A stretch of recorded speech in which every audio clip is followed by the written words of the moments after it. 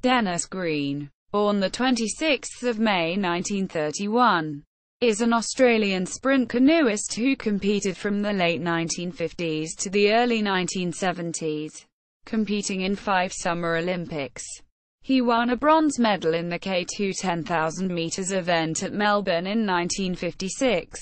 Sports Reference. Com. Profile.